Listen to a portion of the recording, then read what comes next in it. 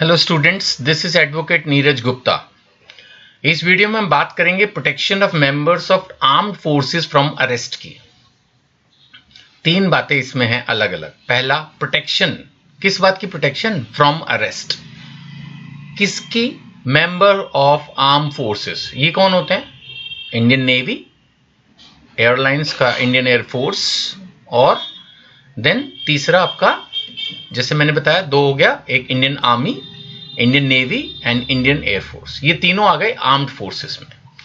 अब ये लोग जब एक्शन लेते हैं तो हो सकता है बाय द वे किसी सिविलियन को गोली लग जाए, किसी की प्रॉपर्टी डैमेज हो जाए, पैशन होता होगा। मैं ऐसा मान के चल रहा हूं, मान लेते पीछे भाग रहे हैं टेररिस्ट के, कोई टेररिस्ट अटैक है। अब उस वक्त किसी आम आदमी को भी चोट लग सकती है, कोई भी प्रॉब्लम आ सकती है। हो सकता है कि इन्होंने नेग्लिजेंट वे में भी थोड़ा बिहेव किया हो, मे बी, बट ड्यूटी कर रहे हैं, वो अपनी ड्यूटी से रिलेटेड समय है। ऐसे में पुलिस इनको अरेस्ट नहीं कर सकती, सेंट्रल गवर्नमेंट की परमिशन चाहिए। ऐसे डायरेक्ट इनको अरेस्ट नहीं किया जा सकता। बट ये तभी है जब ये इनकी ड्यूटी से कनेक्टेड हो। हम मान लेते हैं कि कोई आर्मी ऑफिसर छुट्टी पे है और वहां किसी होटल में गया और वहां वो किसी से झगड़ा कर रहा है, इसका ड्यूटी से कोई लेना देना नहीं है, उस वक्त ये प्रोटेक्शन नहीं मिल पाएगी। ये है मुद्दा सबसेक्शन 1 का। सबसेक्शन 2 का मुद्दा ये है कि जो मैंने अभी आपको पढ़ाया, मेंबर्स ऑफ आर्म फोर्सेस, ये तो फिर यूनियन गवर्नमेंट के है ना, सेंट्रल गवर्नमेंट के। स्टेट गवर्नमेंट भी नोटिफिकेशन से अपने एम्प्लॉइज के लिए, अपने सिक्योरिटी स्टाफ के लिए ये प्रोविजन अप्लाई करवा सकती है। ये पावर सेक्शन 42 में है।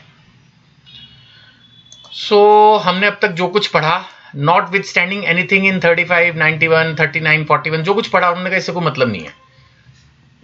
अगर आर्म फोर्सेस ऑफ यूनियन है, बात आ रही समझ में? यूनियन का मतलब जो सेंट्रल गवर्नमेंट के एम्प्लॉइज हैं, ये लोग सेंट्रल गवर्नमेंट के एम्प्लॉय हैं। जैसे पुलिस स्टेट गवर्नमेंट की होती है, Rajasthan police, Punjab police, but army Punjab army नाम हो सकता है, लेकिन वो एज सच आर्मी जो है वो सेंट्रल गवर्नमेंट की होती है। सो arm forces of the union, उनको आप अरेस्ट नहीं करोगे in the discharge of official duty. उन्होंने कुछ भी किया, anything done purported to be done, जो कुछ उन्होंने किया है, लेकिन वो अपनी ड्यूटी से कनेक्टेड है, तो आप अरेस्ट नहीं कर सकते हो। करना है तो कंसेंट ऑफ सेंट्रल गवर्नमेंट चाहिए होगी। आर्म फोर्सेस में ये तीनों आते हैं, पहले ही बता दिया। ये स्टेट पुलिस पर एप्लीकेबल नहीं होगा, गवर्नमेंट एम्प्लॉइज पर एप्लीकेबल नहीं होगा। आर्म फोर्सेस सिर्फ Indian navy, Indian Army, Indian air force, इनके लिए होगा। ठीक है। अब अगर इन्होंने कुछ थोड़ा जितना जरूरी था उससे ज्यादा भी ले लिया तो भी ये बच जाएंगे, बट हाँ, पर्सनल फाइट्स वगैरह में प्रोटेक्शन नहीं मिल पाएगी। जहां तक सवाल है स्टेट गवर्नमेंट का, स्टेट गवर्नमेंट का ये फंडा है कि अगर वो कोई नोटिफिकेशन जारी कर दे, नोटिफिकेशन आपको मैंने पहले भी बताया था, एक तरह से आप समझो ये सरकारी फरमान है लिखित में।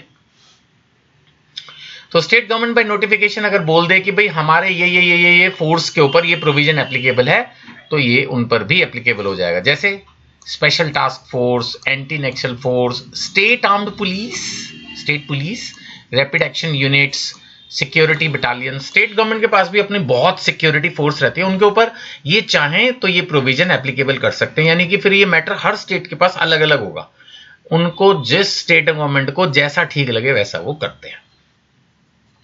वेरेवर दे में भी सर्विंग का मतलब ये है कि चाहे वो स्टेट के अंदर हो, बाय द वे बाहर गए हुए हो, किसी और स्टेट में उनकी ट्रांसफर हो रखी हो, डेपुटेशन, इलेक्शन ड्यूटी हो, कोई स्पेशल सिक्योरिटी असाइनमेंट है, जैसे कुंभ का मेला हो गया, कोई बड़ी इंटरनेशनल इवेंट हो रही हो उनके स्टेट में, कुछ भी, इससे कोई मतलब नहीं है वो क्या कर रहे हैं। लेकिन अगर वो ड्यूटी पे हैं तो उनको ये प्रोटेक्शन मिल जाएगी, प्रोवाइडेड उनकी स्टेट गवर्नमेंट ने इस बारे में एक नोटिफिकेशन जारी कर रखी हो।